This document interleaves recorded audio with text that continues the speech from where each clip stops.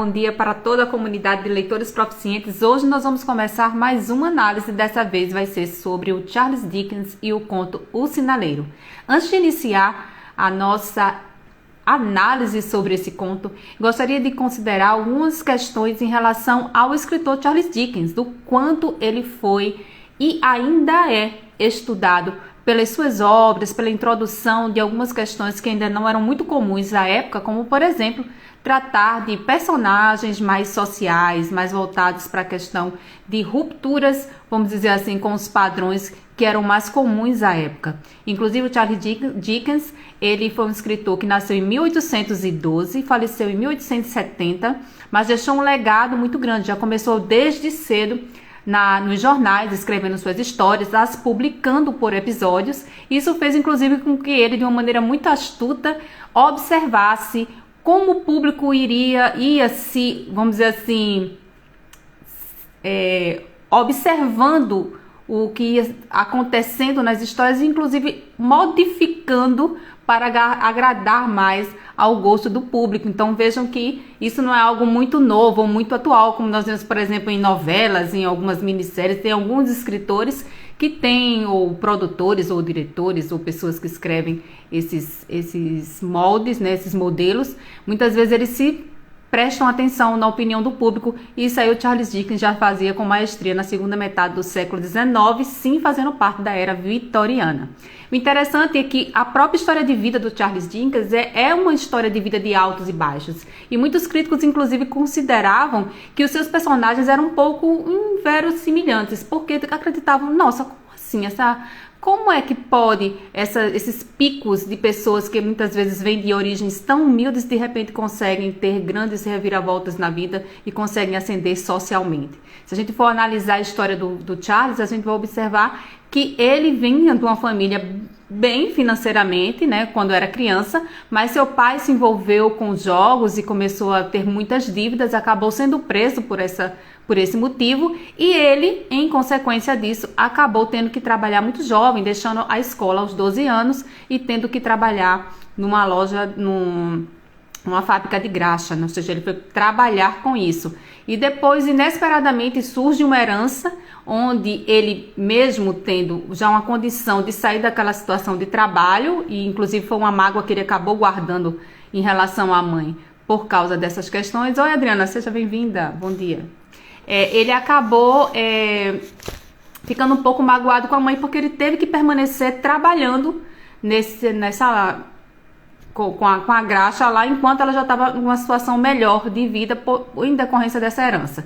Então, depois disso, ele começa a trabalhar no jornal com 21 anos. Ele inicialmente usa um pseudônimo chamado Boss, que na verdade fazia referência à maneira como ele chamava um irmão que ele não conseguia pronunciar o nome corretamente, que era o Moss. E ele começa a se tornar uma pessoa mais visível no mundo ali das letras, da escrita, né, entre os escritores, e consegue ascender socialmente. Então, para não ficar, vamos dizer assim, de certo modo, queimado lá na burguesia da época, na Inglaterra, todos os personagens que ele falava, de certo modo, ele dava voz a esses personagens mais pobres, que viviam uma vida mais sacrificada em decorrência da exploração da época. Ele arrumava uma forma de dar essas reviravoltas também, mas muito mais pelas circunstâncias do que acontecia com os personagens do que por uma questão mais revolucionária. Então, de certo modo, isso auxiliou inclusive a transitar no meio da burguesia, sem que essa burguesia se sentisse afetada pelas críticas que ele acabava colocando de maneira sarcástica nas suas obras.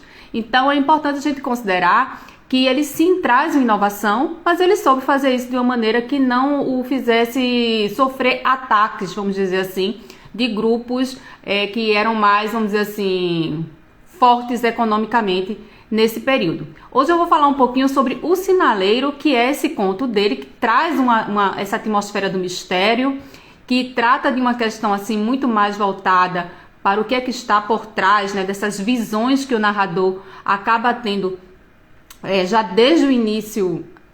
Na verdade não é o narrador, né? O narrador que se encontra com o sinaleiro, que é esse personagem que tem várias visões e acaba ficando entre o que será real e o que realmente tem a ver com essa questão do mistério ou do sombrio, né, do sobrenatural dentro da história.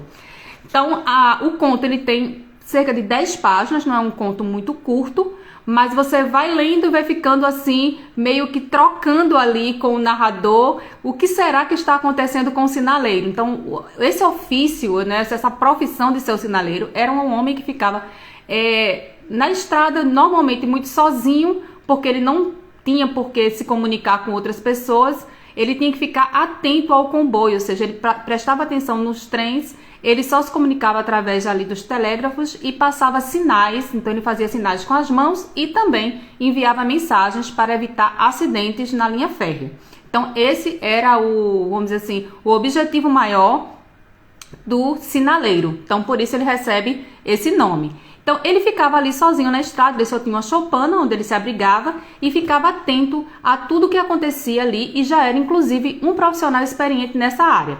Foi quando esse narrador, ele passa, vê aquele homem lá embaixo, na encosta, e ele começa a gritar, ei, você embaixo, ei, você embaixo, mas ele é totalmente ignorado pelo narrador que o chamava insistentemente. Aí vocês podem se perguntar, mas por que esse narrador passa, vê um homem sozinho ali, sabe que é o trabalho dele ficar ali fazendo aqueles sinais para os maquinistas, né, as pessoas que passam ali no trem, e ele fica tão interessado em bater um papo. Na verdade ele estava ali, assim, a esmo, andando, passeando mesmo, quando ele vê o sinaleiro e ele tem esse interesse. Não, vou aqui bater um papo, vou chamar esse homem aqui para conversar um pouco comigo. Eu também estou sozinho, passeando, sem ter muito o que fazer, vou estabelecer ali uma comunicação.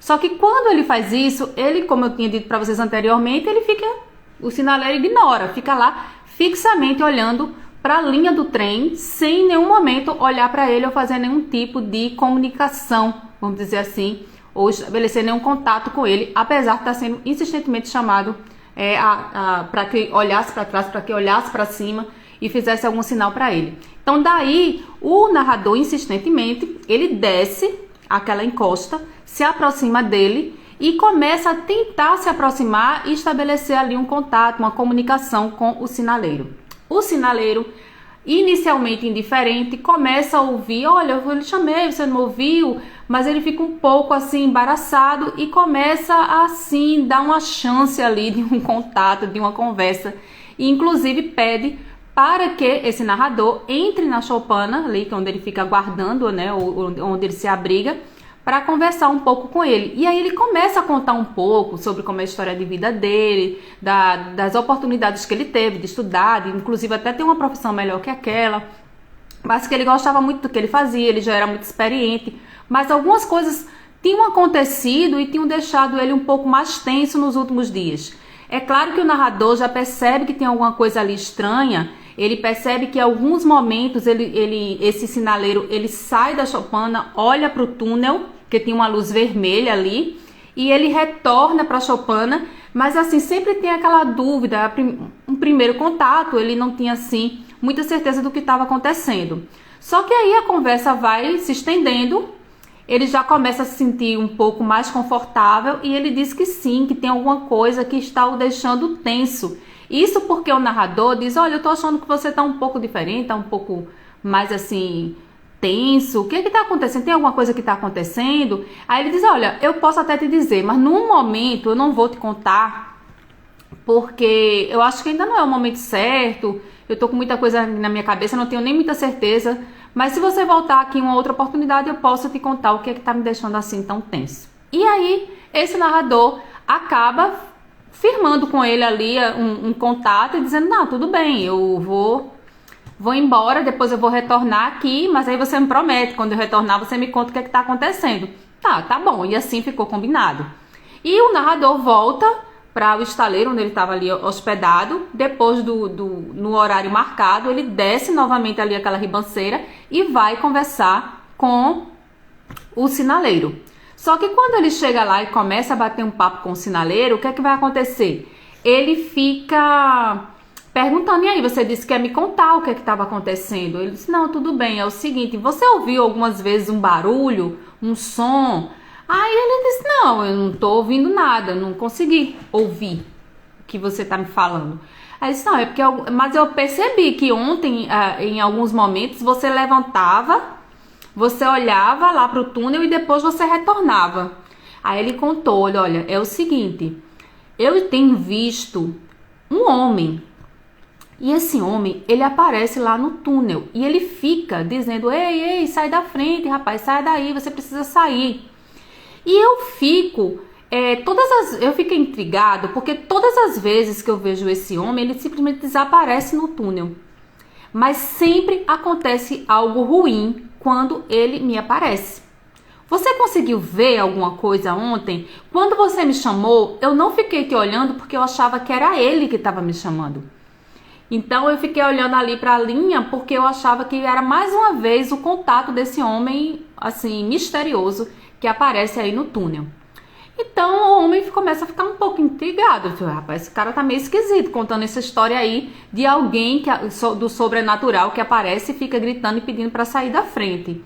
Mas aí consegue desenvolver melhor essa história. E aí o sinaleiro diz o seguinte, olha, eu vou contar porque isso tá me deixando um pouco preocupado.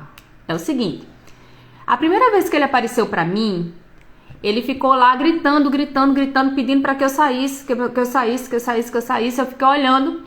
Eu fiquei... Pouco tempo depois que ele desapareceu, houve um acidente gravíssimo aqui, nessa linha férrea.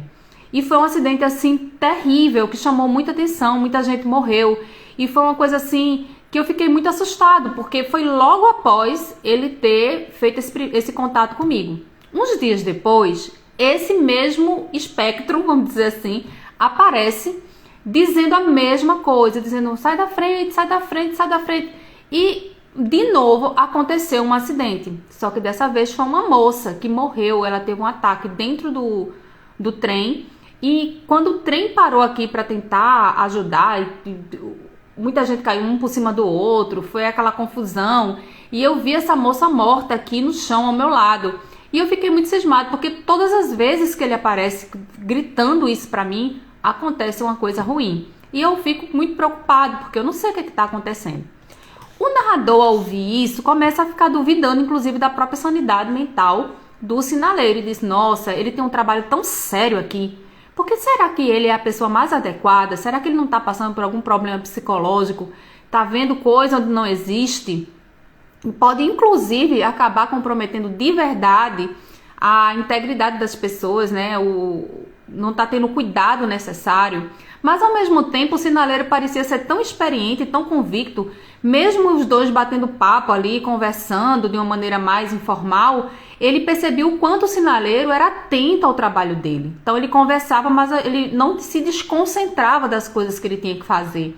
Ele ficava ali observando o maquinário, ele fazia os sinais, ele observava se ele tinha que enviar alguma mensagem, ele prestava atenção na luz do túnel, se estava tudo bem. Então, aparentemente, não parecia que ele fosse um profissional negligente ou que estivesse tão fora da realidade que não pudesse dar conta do trabalho que ele tinha que executar. E aí é que esse narrador começa a ficar preocupado. Mas será que eu precisaria dizer a alguém o que está acontecendo, que ele vê essas coisas? Porque não seria crível imaginar que de fato um fantasma estava aparecendo para ele e anunciando ou de alguma forma prevendo que coisas ruins iriam acontecer. Então ele diz o seguinte, olha, o que eu posso fazer para te ajudar é porque eu conheço um médico. Então ele chega a dizer isso para o sinaleiro, eu conheço um médico que pode te ajudar, que pode conversar com você, ver o que é que está ocorrendo. Realmente, eu tô aqui com você, conversando com você, mas eu não consegui ver nada de extraordinário. Eu não vejo nada nesse túnel, eu não vi. Eu realmente vejo você indo, observando, mas eu não escuto nem vejo nada. Então, assim fica combinado, o homem se despede, ele vai para o estaleiro e fica de retornar para tentar ver como é que de alguma forma ele poderia ajudar o sinaleiro. Só que aí que vem a questão. Quando ele chega lá no local onde ele estava hospedado, ele começa a pensar muito sobre o que ele deveria fazer e com um medo muito grande também de ser injusto. Ele pensou em algumas ocasiões, inclusive, em denunciar o sinaleiro, em contar para os superiores dele que esse sinaleiro dos superiores do sinaleiro, no caso, né, que ele estava tendo essas alucinações e que isso poderia ser perigoso, né? Já que ele tinha um trabalho tão sério ali, tão importante, né? Que envolvia inclusive a vida das outras pessoas que passavam ali por aquelas linhas férreas. E aí ele vai e pensa, mas se eu disser e for injusto, e se ele acabar perdendo emprego? Então ele entra nesse, vamos dizer assim, nessa questão dele com ele mesmo, né? Pensando, será que eu vou prejudicar essa pessoa? Ele parece uma pessoa legal, eu achei que é uma pessoa séria, comprometida com o trabalho. Será que eu não vou ser injusto? Se eu contar pra alguém e ele for demitido? Enfim, se ele realmente estiver vendo alguma coisa, eu não sei, eu não vi, mas é tão estranho a gente acreditar nessas coisas sobrenaturais. Então ele entra nesse dilema, nesse questionamento sobre o que ele deveria fazer. Mas aí ele diz, bom, de toda forma, eu vou dar uma chance, eu não vou contar nada para os superiores, vou retornar, vou me encontrar com ele novamente e vou tentar conversar com ele para ver como é que estão as coisas, tá tudo bem, e de alguma forma tentar ajudá-lo com um amigo médico, ver se tá tudo bem com ele, para que ele dê continuidade ao trabalho dele. E ele sai dessa pousada, desse local onde ele estava hospedado, com esse pensamento, dizendo, não, vou conversar com ele agora e a gente vai ver o que eu posso fazer para ajudar. E ele vai seguindo.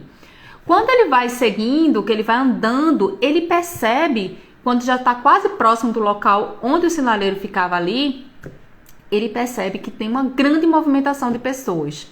E tem muita gente falando, nossa, o que está acontecendo? Eu saí daqui não faz nem tanto tempo assim, e estava tudo bem. E quando ele olha, que ele ficava numa parte, esse lugar onde ele caminhava ficava numa área mais alta, ele olha para baixo, ele vê que tinha muita gente, mas que tinha um homem no chão coberto por um lençol.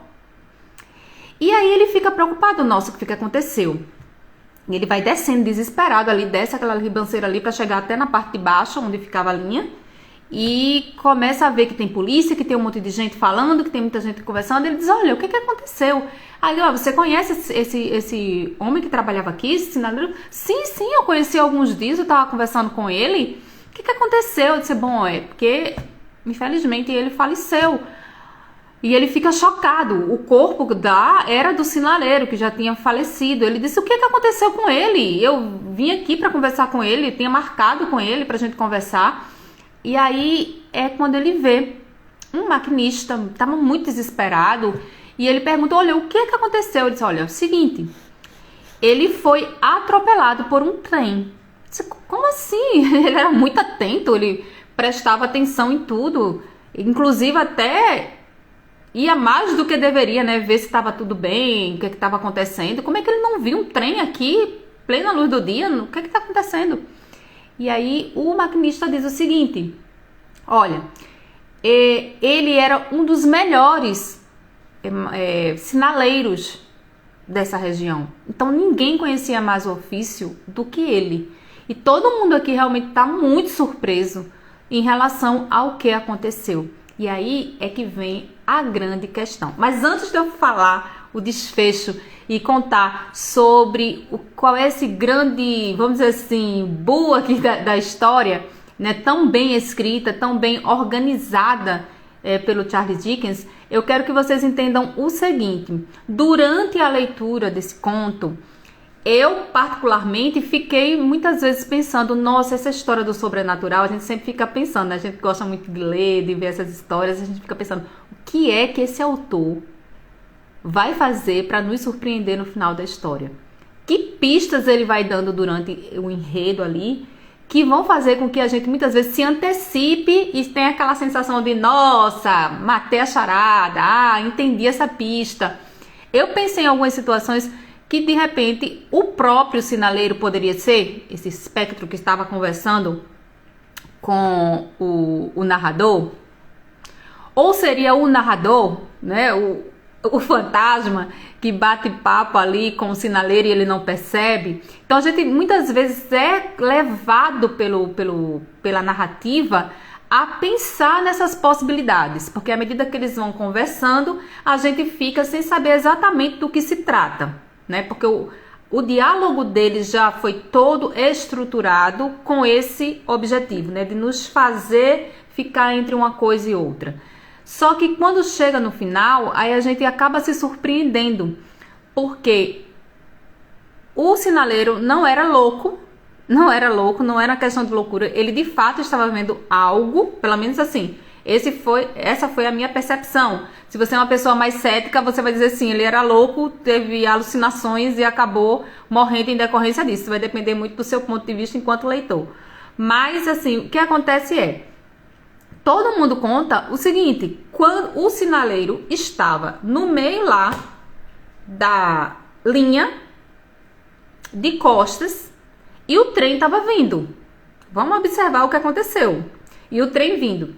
E quando o maquinista viu aquele homem lá na linha de costas sem se mover, ele começou a buzinar várias vezes para chamar a atenção dele. Olha, foi se aproximando, foi se aproximando e nada do homem se mover. Estava lá intacto, congelado. E aí o maquinista, prestem bem atenção, como isso foi brilhante na minha concepção, né? O maquinista, ele coloca a mão nos olhos para não ver. Queria passar por cima com o trem, né? Do homem, que era o sinaleiro.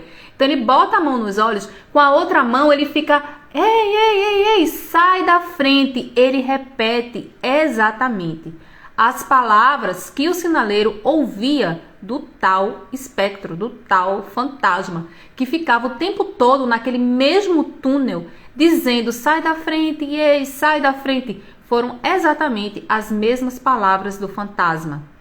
Algo que eu não tinha comunicado a vocês no decorrer do que eu fui contando, né, a narrativa, é que ele também dá esse detalhe para o narrador. Ele diz, olha, esse homem que aparece para mim, ele coloca as mãos nos olhos. Uma mão nos olhos, com a outra mão ele fica gesticulando e dizendo, sai da frente, sai da frente.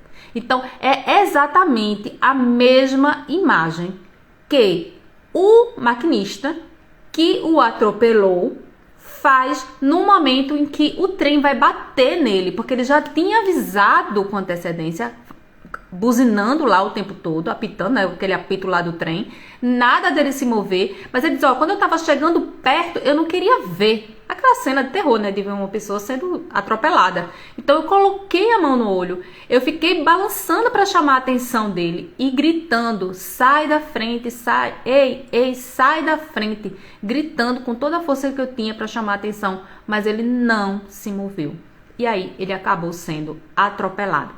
Então, o que a gente vai observar no final do conto? Que, na verdade, aquela visão que o sinaleiro estava tendo era deste maquinista que o atropelou no futuro. É como se fosse uma premonição de que ele seria morto, de que ele seria atropelado pelo trem. E sim, era uma visão que tinha relação com coisas ruins que iriam acontecer, inclusive com o próprio sinaleiro. Né? Seria a menção de que ele também iria morrer ali em decorrência de estar nas proximidades ou trabalhando de alguma forma ligado àquele trabalho ou àquela linha férrea.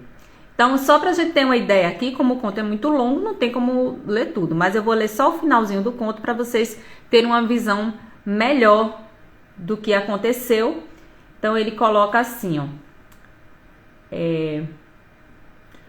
Com o incontornável pressentimento, ou seja, o finalzinho do conto, de que alguma coisa tinha acontecido, com a culpa de que um acidente tivesse ocorrido depois que deixei o homem naquele lugar, isso é um narrador se referindo ao sinaleiro, ok?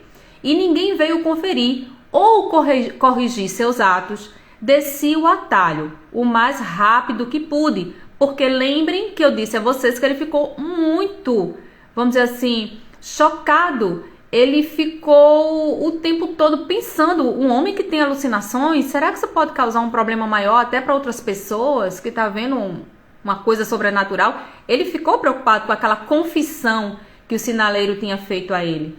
Então ele diz assim, o que está a acontecer? Perguntei. O sinaleiro foi morto esta manhã, senhor. Então isso foi quando ele chegou o mais rápido que pôde ali e viu que já tinha acontecido o acidente. Não é o homem daquela cabine? Sim, senhor. Não é o homem que eu conheço?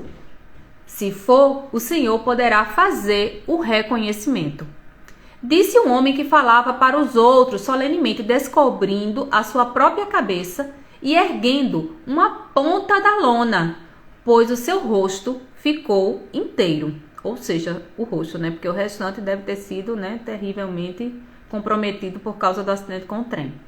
Oh, como isso aconteceu? Como isso foi acontecer? Perguntei olhando para o grupo, enquanto fechava o abrigo. Ele foi atingido por um comboio, senhor. Nenhum homem na Inglaterra conhecia melhor o seu próprio ofício, mas por algum motivo ele não saiu da linha. O dia raiava. Ele acendera a luz da lanterna. Quando o comboio saiu do túnel, estava de costas e assim foi atingido. O homem que dirigia a composição estava a mostrar como aconteceu. Mostra ao cavaleiro, Tom. E o Tom é justamente quem estava dirigindo a locomotiva no momento que aconteceu aquilo ali. O homem que vestia um traje rústico escuro voltou para a boca do túnel, onde estava antes. Saindo da curva do túnel, senhor, disse. Consegui vê-lo de longe, como se o avistasse por uma lente. Não havia tempo de verificar a velocidade e eu conhecia o seu cuidado. Como ele parecia não ter ouvido o apito, desliguei-o enquanto estávamos a chegar perto dele e gritei o mais alto que pude. O que você disse? Perguntou o narrador. Ei, aí embaixo, cuidado, cuidado, pelo amor de Deus, saia da frente. Congelei. Ah, foi horrível, senhor. Não parei de gritar, coloquei este braço sobre os olhos. Olha, a mesma imagem agora da visão que o sinaleiro tinha do tal fantasma. Coloquei este braço sobre os olhos para não ver e fiquei agitando o outro, mas foi inútil. Sem prolongar a narrativa para sublinhar uma das suas curiosas circunstâncias, mais do que outras, posso, concluindo-a, destacar a coincidência de que o aviso do maquinista incluía não somente as palavras que o desafortunado sinaleiro tinha me dito que o perseguiam, mas também as que eu mesmo, e não ele, havia acrescentado, e apenas na minha cabeça, aos movimentos que imitara. Então, esse aqui é um conto de 1866. Eu não sei falar inglês, mas deve ser The Signal Man, deve ser, a pronúncia aí, deve ser por aí, parecida com isso. Mas foi extraído dos contos fantásticos do século XIX. Então, esse conto ele é bem interessante, tem essa atmosfera, inclusive imprime um pouco, né, dessa questão do próprio narrador. Nossa, coisas que até eu mesmo tinha criado quando ele contava, meio que passando pra gente aquela ideia de que, poxa, será que agora o narrador também vai ser perseguido por alguma visagem? Né? A gente cria umas coisas assim na cabeça. Será que ele viu de alguma forma o que esse sinaleiro tinha visto?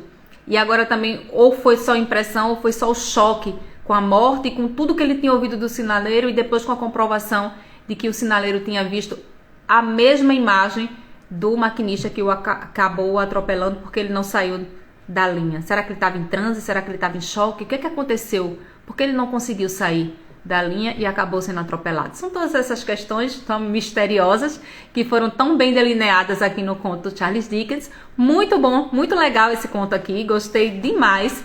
E assim, se você ainda não está inscrito no canal do YouTube, sempre coloco aqui essas mesmas análises, eu coloco no canal do YouTube.